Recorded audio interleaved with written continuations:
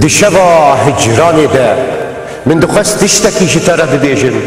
تشتكي بقاسي ايشا زاغروسان مزين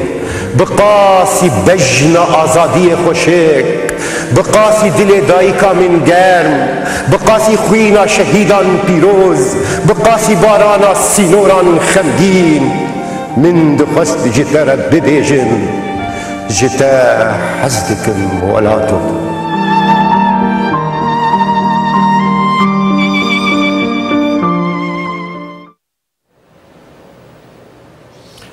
دماغ خوش و بینرین هیچا لیسا شبا هجرانی دوی برنامه ده دست پیکست خوازم بخیر هاتنه که پرگرم پیشکشی میوانی خوب کم شیوکار و نویسکاری می کرد حسن عبدالله بخیر هاتی سرسرا سرچاوا بخیر هاتی صاحبی شخواه ام ببیجن امی هنه کی جی چارچوه یا هلبسته و خرجره و خوندنی بربالی کی دن وهرن چندین ام بیجن رنگ و تابلو دچارچوه یک هلبستیانه ده او جید کار بیخوندن لیدی سا جیجبوم در باسی برنامه بمونم دری وکن و هدی الخوا بگرن و هنک تشتاتشی الخوا مکروره ام به یعنی لگوری بریها چیروک نویساندن تجربات چیروک نویساندنی و آنها حسن عبدالله وک شیوکار و رسام و او چا برود کاروی که لیک زفت بکه شو مرو دست بی بکه کوی دست بی دبه تو کارو تشتن هنه یعنی بچوکانی بترانه بتر چه بونه ماند هندره تده باگراند آتده او تشتانا ایجا وک بندی وقتا که ادمینن یار او تشتانا جانا دمینو وک بشارتي نخويا يعني ظروف الناينج او تشتانا خويا بكن دمك نرقش او تشتانا بهفرتين يعني وقتها تبخذ تقندكي دور قد كري جحمتشتي سيفيلايزيشن اي حضارتي تبخذ طموحاتي تبخى قال لك طنجن وكنن وناقي تشكي تشد يعني رامانات وهر سر شيء بيترجشي وهر سر اف فاميليا قد هندري ويد ششت خوازن تشتي وان بجيبينه جبر ولو اجا هندريتا يعني سريتا وفكراتا قشتي قريدان دوي حياة اجا تبصر خوف بي حبكي تكار سرفراز بي تكار قرارا خوب دستي خوب استينه خوب ببينه تبنرد شو تبكي جان آلي دي بيتر دري توي آلي جا كار ببلورين كريستال بكي بيجن دوي چارچوه دي چيروكي تيري نتكر دوي خوال قريني خودي تنيد يان جانا تبيجي انه افتشت براجي تيريناكي تخطي في تشتي تنيد نابينه يعني مدس هالبسبوني تكرم بدني بسان يعني كيفان جير دهات ازنت فكريم كيوي بي سبب بخويني وكي كيفا يجير بي كي نايم تشتي خب جيتاني مخرا هزي ذكر يعني بشتي وي مناريق ازدرم بيتر بسر رخني دي بيتر متخصص ناس بكم تشني كا رخنا السر شي وكاريه شي خلقيان شي متخصص ازمي شاوا تابلو تي خوندين شاوا تي شروع تابلو تي خوندين شاوا اسكارم تشكي اي فلان هنرمندي بخوينم اي دي از جهف درخم از ناس بكم بيتر يعني حسن دوي چارچوي تشتك نفيساند رخنه من نيفساند من نيفساند مسر سريالي نيفساند مسر امبريشنيزم نيفساند السر كيجان هنرمندي از شوم اي پیشنگه هاوی متخصص از ناس بکم کاتشی کیمانیاوی کاتشی تشتی تیر باش کریه مثلا وان نیویسان متشان جهنک بلاو کاره متشان چاپمنی را تشتی ولو چاپمنی را متشان ابتشتا بیتر خواهی دید درخنه یا شی وکاریه نه درخنه ده درخنه گش یان رخنه آشی وکاریه بیتر آشی وکاریه آشی وکاریه پیدم نکاری بو يعني متخون جي بير كيفان دهات يعني متخصص بنفسينم جي او نفساندين جي تخوابيف يعني شلو تخو اجبار ناكت بنفسينه او تشتاج برخفتي كنجيتي شلو تي تنزاني بس برتي دخشيه دي وقتها بر كيف خوش بي او تشتاج تشتري تتخواز تحمت استي خد هندري خد درخي ام نفساندن جي دوي دمي دتي تتخواز بنفسينه جانا اجا وقت هناك نيجاري كرنجي تي دوي شاغي نه بس نفساندن يعني فما دسبيك اوي دي مبيتر كاري وبنفسان دايا او تبيجي او انسترومنت اي رسم اي نيجار كرييت تنبو اي رسم تنبو يعني نا بابو دي حتى يقولوا ترشي ذكر تقرم ذكر لي ونتجي او جهانا قلت قال لك يقري داي وقال لك يتنق بتني كاري وزيادي وي بفكره يعني مخدي وقتها مخدي از نيجاري كارم بكم متشكر رؤابات شي ذكر تشتين هيسان اريد شنو يقولوا يعني فزاع وطبيعات مديد حروج دي يعني جانا حروج دي تشيروك شوابو تشيروك مثلا تشيروك يعني بيساندن ها بخد تشيروك بيداوي هات تشيروك نزو بزو هات تشيروك تكارب يج حيش حزار ونحسد وحفتي وشش مدس تشيروك يكر حفتي وشش من يبسان من بيش هبالي خد كر متقول كات شلوي هبالي اني ايق جهد داني انسان دني دقوت انت تشكي نفسي بخوه شخره تشتي بتفقري داي نبرهن كي دبي يعني دقوت تشكي باش دك جبر نوك كسكي يعني وبراستي مخجلكي اهمالك مجهنا ما داخوه بتشيرو كده بدي تشيرو كده مهشتن او تشيرو كي خو ايج من نيفس عندنجي مهشتن بمرمان ومدرنا خصن ومان حياه انا جي هندرنا كتر يعني في ساندينه في ساندينه بيشتي مديق از بيتر بكيرد دود ستين مجي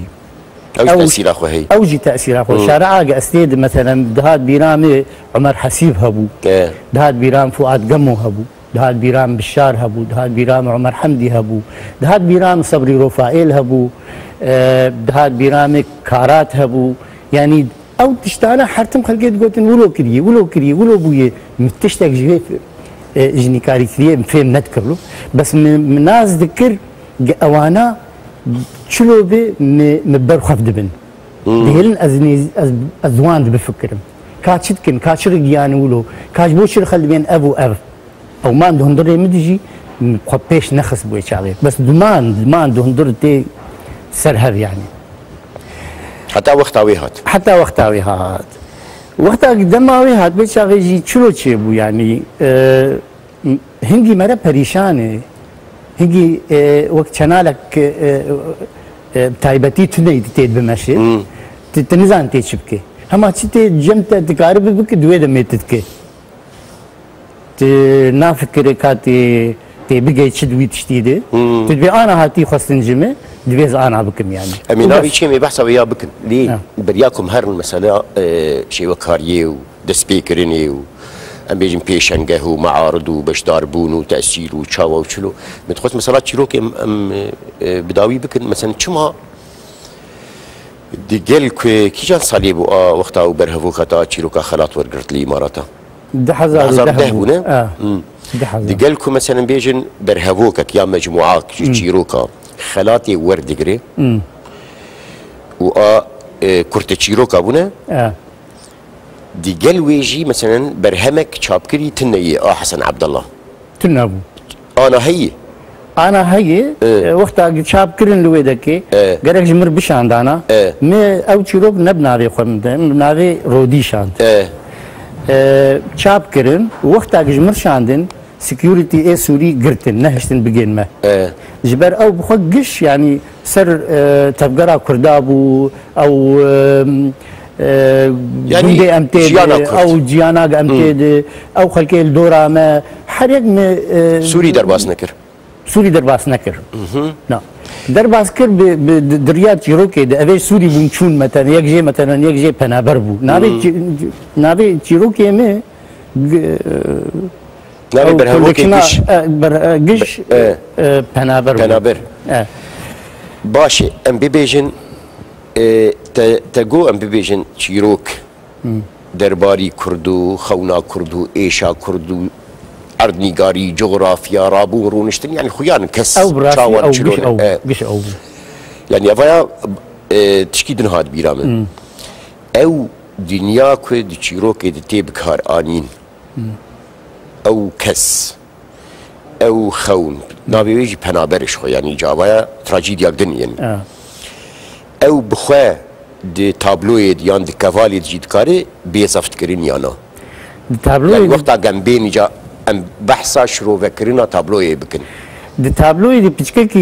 بيچكي او چيروك دي فورما خود دوري هذن دي فورما خود بس تشكيدن حسن دقاقي بريج بلا مهره يعني دي تابلوي دي چيروك جيرنا لازمه چيروكا تابلوي تنيج بلي چيروكا تو تابلو بخو چيروكه تابلو هنا اب تابلو انا اكثر سكرين دركتي او بخو چيروكي يعني او چيروك شلوي يعني ناخذ من تابلو يقولوا اشتر شروع بفسرينه تابلو بخو چيروكا كتد بيجي او چيروكا يا جي كوهاتي جوان اليمنتي تا ايك تبير ترتشيبونه مثلا تشكو هاتي تشكو ازجون هاتم او غندا شتي هبو او غندا باستي هبو يعني كتي هبو يعني تابلو جوابه برصفه فان اليمنتاي اكتبيش تماما او بخوا وقت بيج ريفليكشن اوان يعني وان تينشت رنج فيدانا رنجيتا شلو نازك او رنجيتا قرمن ولا سارن ولا شلو جيت لي قرمه جيت لي ولو بعربي حميميتها هي دلوفاني هي او جياد هي اللي ترنجكي قرم بدي او رنجي قرم شكو هاتي جوند جوي نوستالجيا هاتي اتا جوي قنديره جوان اليمنتي الدورة تبون وك يعني بيجي تشتيت هندر ده هاتي شاب كرن انا برنج تيجوتن لي اجا لفرت تشتكيدن وقتا كو امل بيشبري في تابلوي في كفالي راد وستن او چيروكا قد هندر ويده قالوا شما ام بهيساني وقت چيروكا دن ام نكارن بخوينن مثلا قالك جارا يعني ايش دروي هدر شعبك هبيان رويك هبيان دي او چيروكا قشتي اكو دكار قالك جارا مثلا ابستراكت بي دكار قالك جارا بيجن ايه هنرمند كودي خب كاراني بي سمبولي خب كاراني چیروک ده مده یان ده ای شیوکار ده ای نخوندنا مها یان او کارین اپر ده تکار بیجه ده شیوکار بهتر جی ده یک جی تچوق سی بخوازه الیمنتی خواه سفق بکه و زلال بکه جی این ایک لید نره بهتر دیگه وی اب یک جی يعني خوندنا وي راح حد به باش هذا الدواء يعني تبلغك ديناميكي جيرد ديالكتيكي جي تابلو يردوي يعني او تبلغا يا تشينا بتجي خد بمينه تبلغك ديروكيجي وديالكتيجي جيردوي يعني دبيت بيش كافي دبيت بيش كافي وقتها قلت بيش كت وايق تابلو هذا بنر بيش نكافي قال لك قابت اورتها تويد هي قال لك قاف دورتاتك تخبقيني ويبوي تابلوي قال لك قراني يعني نسبك تبقيني وي فام دبيج از دبيجم يعني كي جاني ايق هنريدك دبيج از خوازم يعني ايق بي لوحان بقي بنار بقي وي مستواق لوحي فين بقي هنا كان بارالينه وبين بنار التابلوي تو وبي اقلا والاندسكيبي وانا بيتر خانيه مخشك دكن ازوي فهم دكن بيتر نابجي ابي هاني كات تشكري تش ابداع كري يا يكوي دكدو ابداع خده تشويسي اشياء حياني تابلو كي درخه بس جبوك كيفام بي جبوك از دل خوش ببم اوي هاني نزاني تشويسي اشياء نزاني قلت تابلو كي خلاص دكت درا عادت وقت التغراد دكوله بلي فكرينا اوي هاند وقتا چیکرنا وی کوالی دوی تابلوی ده فکرینا دی ای تماشاوان ده یان ای گوی بی بکره حتی کی جان ام بیجن راده یان درجه او حاضره به ای هنرمند رو وقتا دست بیدکو ودرسمينه ايه هنرمن قاوا سكولو هي انا قاوا ايه هنرمن قاوا جي تابلو اخو شيء دكي دخوت هني فكري دكسكي ددنا فكري بدي قشي جبر تابلو قياداوي وبي اسكي فام جيرهات دور ايجاوي بفكر ايه دجبر اسكي فام برجيرهات از بين كي جاني بيبيني كيف اجير بي او دوي فكري دي دبي خو بيجيني وي اصلي دبي خو بيجيني نظري خو بيجيني وي نجرك خو بيجيني وي يعني جرك خبر بي جبر خو بي تابلو تجاري ناب بيرفكتلو بحرتم تشتن هنديت كيم انت قاعد دردخه وقت بيجي انه وان هيك خو بشي نكسر لك كي وبشكل هيك خو هنا قاعد يخسر لك كي هنا قاعد يخاده يعني وقت بيجي بيمان خو يعني رامان خود هندري يكيد تنكاري جشي درخه تدهيك دردخه تدعاد دكملين تدعاد دخو بيشتر دخل تدعاد ف از شلو اشتر بيجي يعني از شلو بيت الفيدا تشكيدن هاد بيرام انها يعني استخدم وي كيليكا ارس ماندني صفت بك وقتا كو امبيجن جاوي سبي مثلا حسن عبد الله دتشيل بيشبري وي رنگي آماده فرچاوي آماده تشتكي بريوي يعني ده هندر ده او بخوك تنا بتنار سر تابلوي تنار دس بيناكي جبر او تي دور تدر تابلوي او نيه نكار حروجي هنا كانت بيجن از وقت اوتوماتيكلي دي 4 ساعات بمهرم نيغاريه بكم بس او 4 ساعات نكارت نيغاريه بك شنو تدري زي هرم 4 ساعات روجي بكم الا تشتكي دي نيغاريه دي هي كونستراكشن وهي ديستراكشن تخو افاجي دك وتخراجي دك اوايات تاني في دي قل كيلتك جبرت افادك تخرادك تدور افادك تزان بي افا بكرنا دوا تجوي تشتي ايه كيماني دي اي كي تشيبو تجي خلاص يعني وقع خواه پروردد ايوه خواه پروردد دولو تكاري تشكي باش بكي بس دبيجي ازي هرم بني بسينم ايرو ازي هرم تابلو كي تشيكم ايرو دبيس تشيكم ولو تشينابي او جهندري تتي يعني في تشتكها بالدحف ده تشتك تدحف نادي تنكار هروي تابلو تشيك يعني باش اوين مثلا دبيجن دبيبوي صنعتي وي مثلا دبيجن وك ايه امبيجن ايه هسن كارم بيش هر تشتكي هسن شيبك يعني ايه شيء وكار جيد وقتها قد بصنعت وكار يعني ايه شاعر يعني ايه شيروك نبيش تتكبي وي شارشويه تشتكي وصا اللي دي ساجي اوهان لازم دتشت هنا يكجي يا اما ايش وكار دفكر كان وي لو حاوي بيفروتن خواز قال لك هالشيء بو زوب بيفروتن بو يبنا ابو دنك امزاي بو يجبري امزاوي تاني بس ناس كرنا وي شي وكاري بس بيجن فاتح مدرس تشلوا تشتابلو تشيكرايا بس امزاي سربايا زاني بوتي فروتن تدا ساعات كده دمالي فروتن جي وقتها بريتشي دبن او جي تشتكجي يعني وك متعاك هندريتا كيف دك تدنر تابلويتا نما انت دفروشي تيبي مالي اجت وقتنا ما بتر هي جبوت يقدشيكي كي جاني ايك دفروشي فروتن وك انسان تاكي هندري انسان جبو كارب تشكي بيتر بك زوتر بك بر بك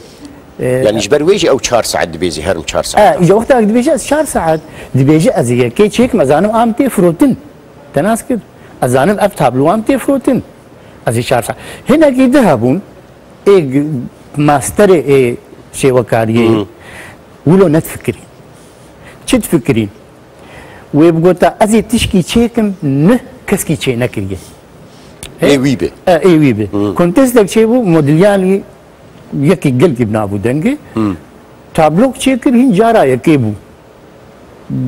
قشين تشيكر و سبوتا كولو بچوچك سور كرهندريوي د پیشنگه هده قلق هنرمند هبشيبون د پیشنگه هده آوي آيا كمين سنت جير قوتن شرطة ولو شين قش تشيكر يوبت او نقطاز صور تنير و دنيا قش تشولة او نقطة بتشوكي صور ازم تشتغل نكر ولو اري انا مثلا او ابستراكت هاني او ابستراكت بويب قال لك فيزي هاني قال لك فيزي ابستراكت هاني قش او ابستراكت شكو هاتي جي رياليزم هاتي تديك بدأ ابستراكت الا الرياليزم در باسكر به سيفوان لي يعني ايه كمين بود هندري ايجيبت مصر ده كرد ادهم وان لي سيفوان لي كرد غورو كجروجا جيرانا خدي مش باكا ذكر بنابرا خم ذكر بنجره خم ذكر مدي جيرانا كوي خوشك بو لغور او دبيجي دبي ميليناري مشخر موسيقى خداني سر بيتهوفن وقوم تابلو اخو شكر قوم تابلو اخو حياة او جنك البر دشوف دهات البر بنجري قوم تابلو اخو خلاص كر موسيقى مجي خلاص بو تابلو اوي دوي ريجيون ده دركت آية كمين سيفوان لي قلت بنابو ده تكليوي بماستري هنرمن دار هابو بس انا مثلا او تشتكي ببيشن وك يعني دعيني شارجوي ده بيجي يكي فرنسي يكي انجليزي يكي هولندي يكي ببيشن جيشتي استكي ايدي بوي مثلا شينو نقطة صور ليه لهمبري في مسألة هناكي مسألات تقليدية جيتنا مثلا بيجن فلان كسو يقولوا شهري أزي يقولوا بكم مش يقولوا هيان دوي تأثيرك خبر يعني بتقليد إما أزبيجم أو هنري يقولوا تفكر أو هندريوي ندى قرتيه بريقشي قال لك جير دوي بقي فيزا قبل مبدع ناسكر أو إيجاد فكر نما تفكر إنه تابلوها كيبينه ايدنتياوي بده او شخص او شخصي بده هنكي دده او اجت كار هر الشارع عدين وبفروشي ويخلص تربكر حسن جدر في امر وك ناسنامه وك ناسنامه جدر في ما وك شيء وكار انا دي مثلا هالبس تيد نيفيساندني دي كردين عربي نيفيساي تركي نيفيسينن فارسي نيفيسينن يعني افشي لوكايا بري دي مسالين دندجي يعني قال لك جرام اف برسيه مسالين كوبيف جبركم بزمانين سردستا برورده بونه يعني تزان يعني تجدب عربي نيفيساندي ليه رنج هنا كيجي مساله يعني بشافتن اسيميلاسيون رنج هنا كيجي فلتيه يعني امبيجن دبستانا دو زانكويا دو برتوكا دي نهاتي پرورده کرن که مجی بیشوشتن هست بیشوشتن ایجاج در وی گمگو ناسنامه تابلوی هی یانا آبر فرهترها ناس يعني وقت بيجي جماعي قلمبر يعني مرود كاري بيجي اف تابلوي كردي تابلو براستي دبيجن يعني دبي سورباسز دبي گاوا داویج جبوه سینوری ایک دایمنشنا سیا در باسک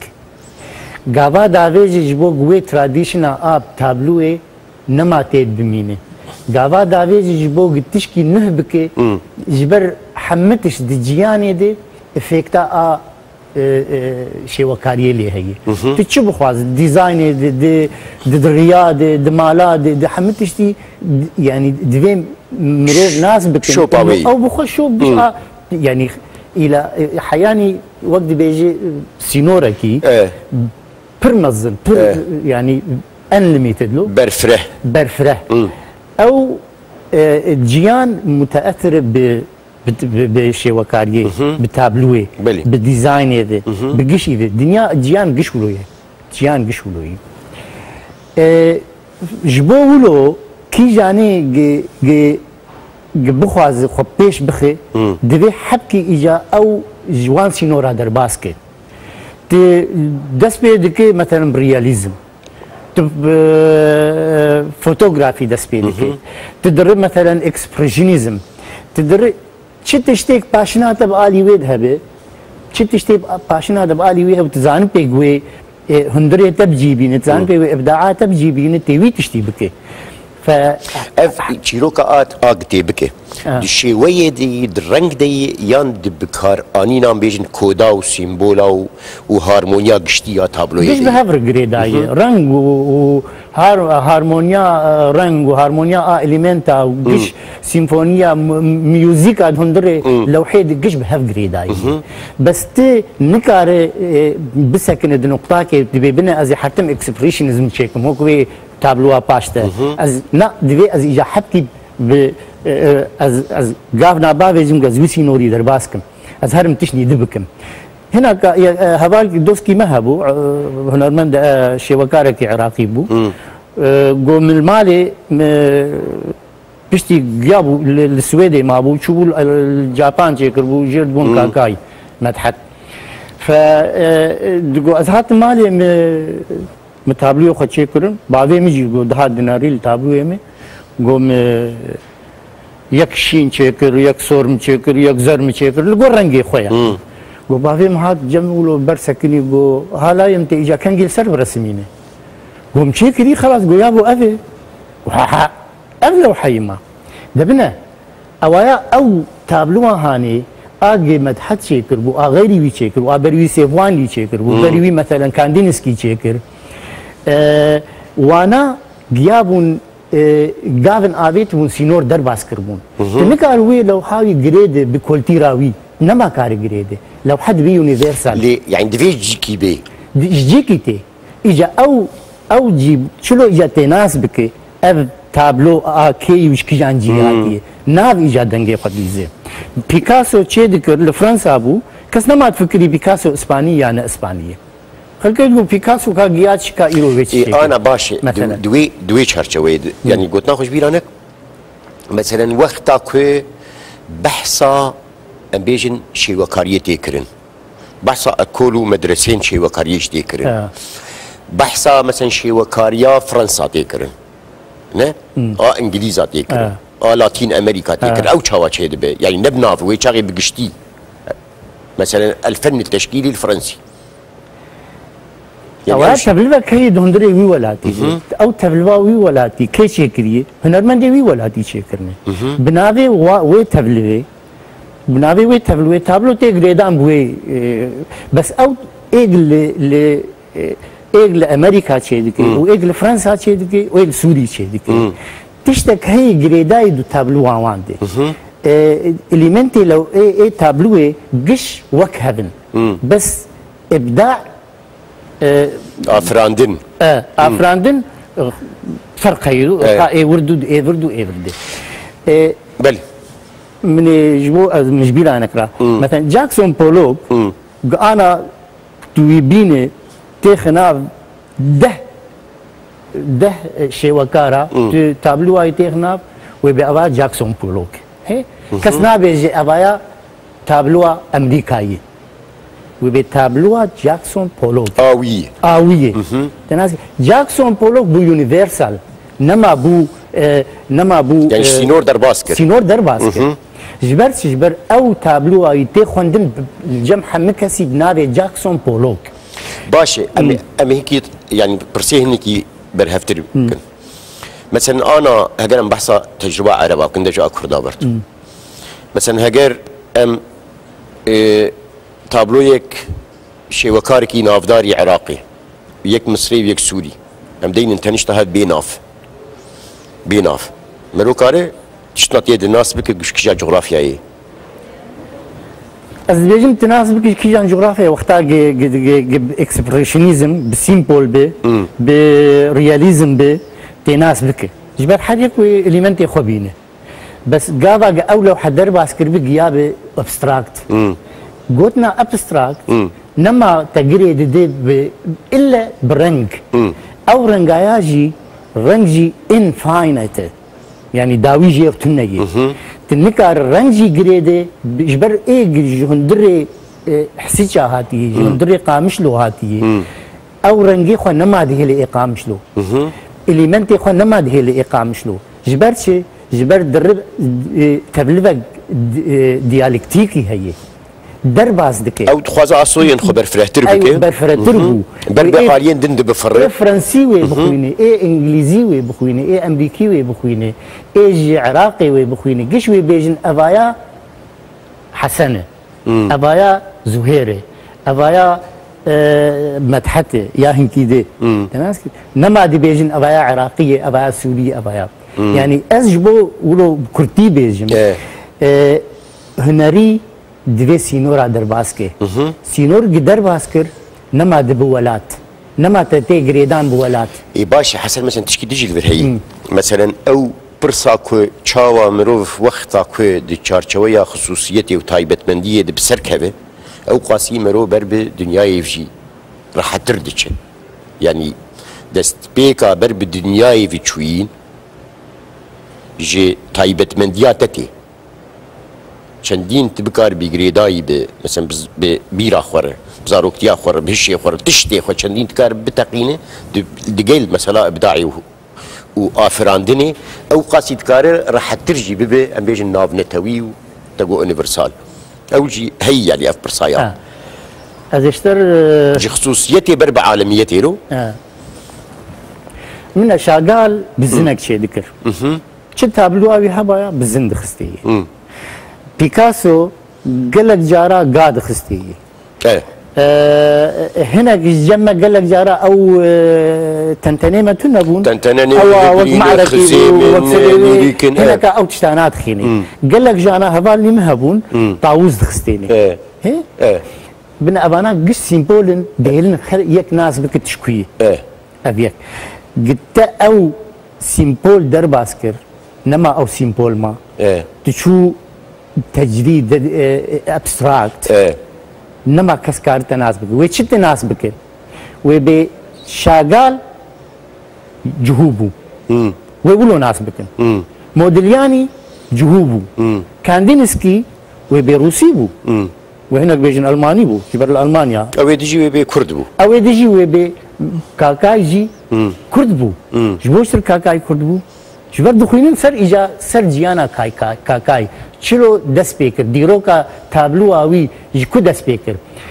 دیرو کا تابلو آوی دست ریالیزم کر مثلا دور دست اکسپرشنیزم کر دور دست ابستراکت کر گشی و بهف گریدن و گشی بهف گریدن یک جه کرد جقامش لویه جتربسپیه یش فلان داری چول الجرمنی یونیورسیتی خون و درکت بو هنرمند تدنر تابلوی کی جانے کی چه کریه نما او سیمپولا ومال ما مثلا الجيرماني نما او سيمبولا تربسبيه تيدي نما او سيمبولا جزيره يعني ابدا قناخك بيش دترده قناخك بيشتي برحلات وتجربات شي دبي وتراكمات شي دبين وداروا ايش دقي قناخك ايدي يعني او بخويا يعني نما تكار خدوا بارب كنو انما كار ليه دفين دشكني بيني ليه دقل ويجي مثلا دي ساج زي تاكيد بكم مثلا ام بيجن قال لك نافدار ما قال لك جرى مناقشه جي كري مثلا دو بيرجي ما بحسكر مثلا شي وكارين فلسطيني يعني نافي وانا ناي بيران بس تابلو يواني كم ديتني قال لك شوام نافدار هنيا مثلا ايش رنج كيشان درد كل خون او اليمنت تزانو نقشيوان وكراسيوان ودريوان وخرج راوان حرتم آمادنه يعني افياج بر بندستيتي خو پاراستنيتي من اف قلت نشتر من اف برسب ولو اشتر قلت ابنا جي شوكاري نگار کرن گهاد گریدان پولیتیک تی ایجاد تشنی تی داخوازی خو بیجه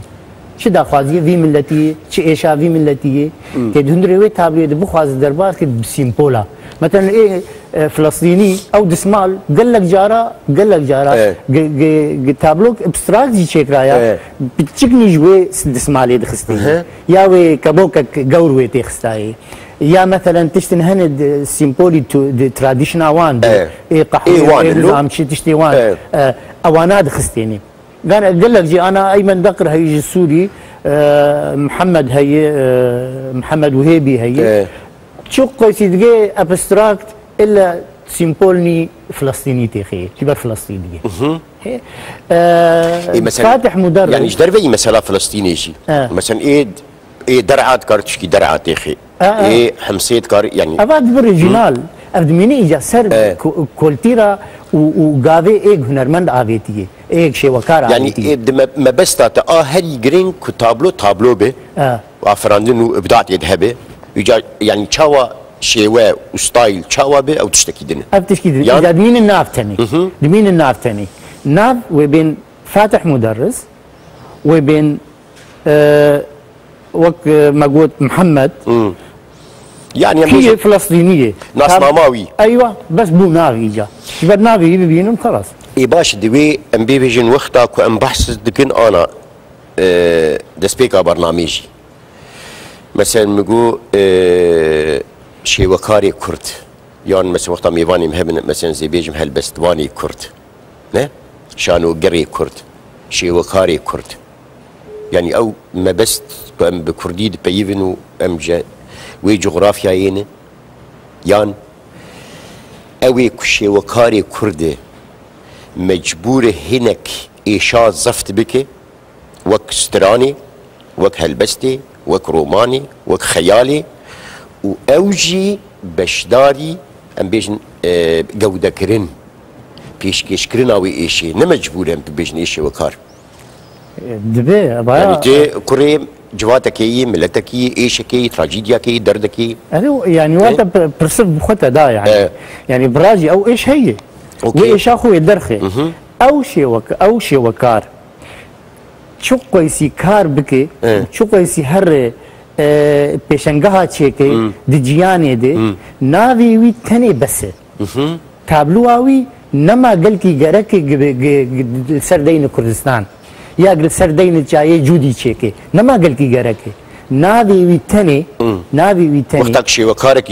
وقتا بنا جانا هن پیشنگاه چي دي بن سرد بيجن از دياري شهيد حلب شادكم مثلا پیشنگاه دي چي دي از دياري كردستان سوري دكم از دياري نظام كي دكم پیشنگاه ديار دكي بس او تابلو اوي نا بيج افكي جبرچه تشق سي پیش كده تملتي خو پیش دخي تب نافي او نافي تتني ملتي تبيش دخي بيرك كچكك هبو دسترال السويد دسترا وبوب نابو دنگ دلبا بلكي تجي ناس كل ورباي دلبا وقتا دس بيكر وبوب نابو دنگ كسكي ندغو افكر دي بس وقتا انترفيو بيرشي دكرن ايه دغو تكيه دغو اسكردم شو قيسي سري ملتي كرد بلندبو وي شو قيسي سري خب ملتي كرد بلندكر باشا اميتش كده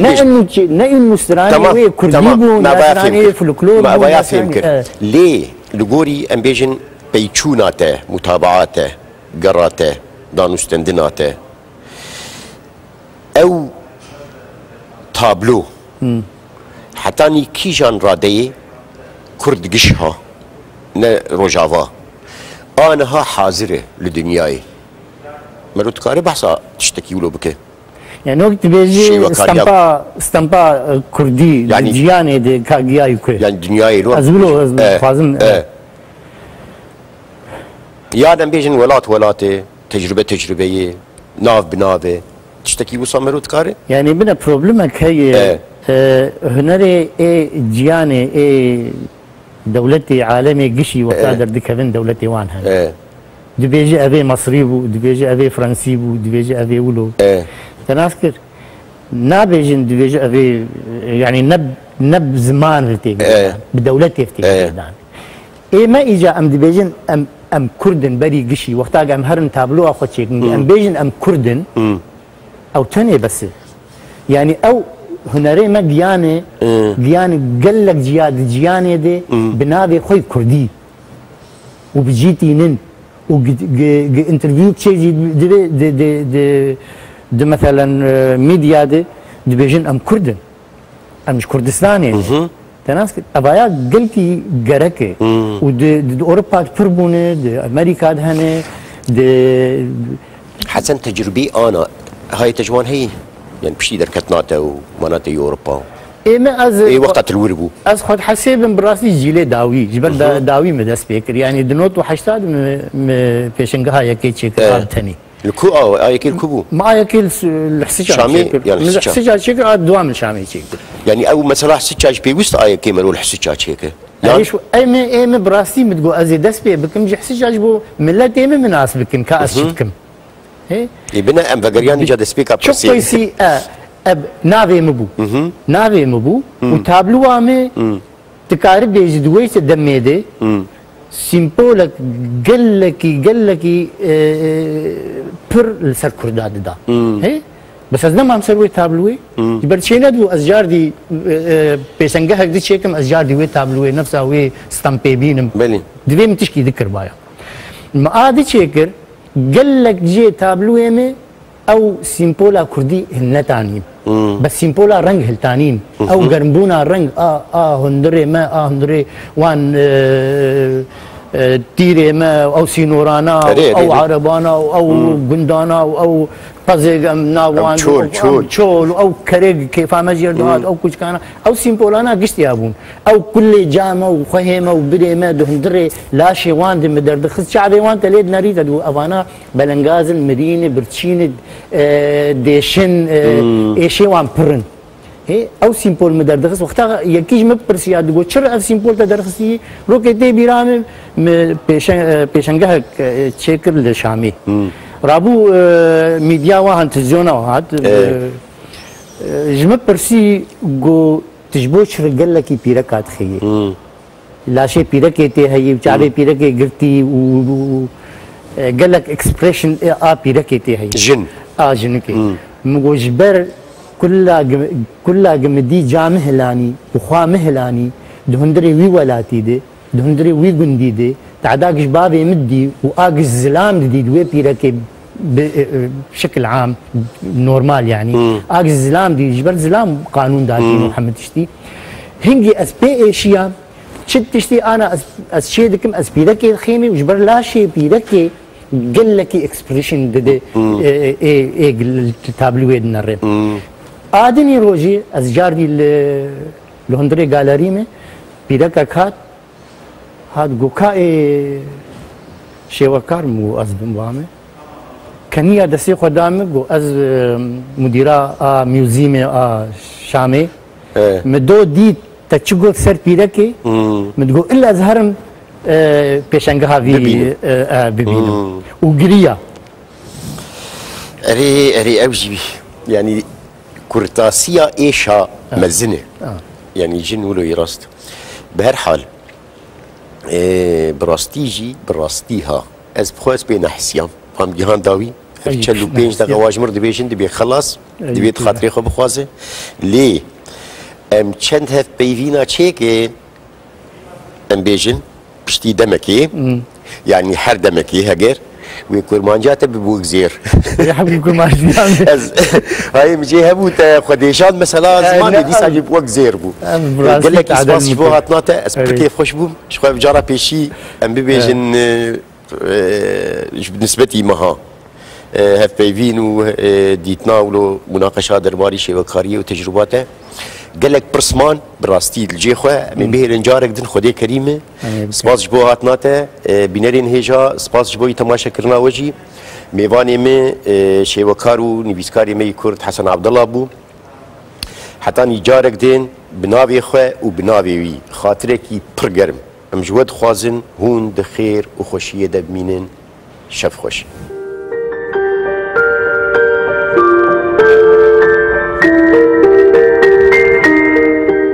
دشبا هجراني ده من دخست تشتكي شترى ببيجن تشتكي بقاسي ايشا زاغروسان المزين بقاسي بجنا آزادي خوشك بقاسي دل دايكا من گرم بقاسي خوينا شهيدان بيروز بقاسي بارانا سينوران خمگين من دخست جترى ببيجن جتا حزدكم ولاتو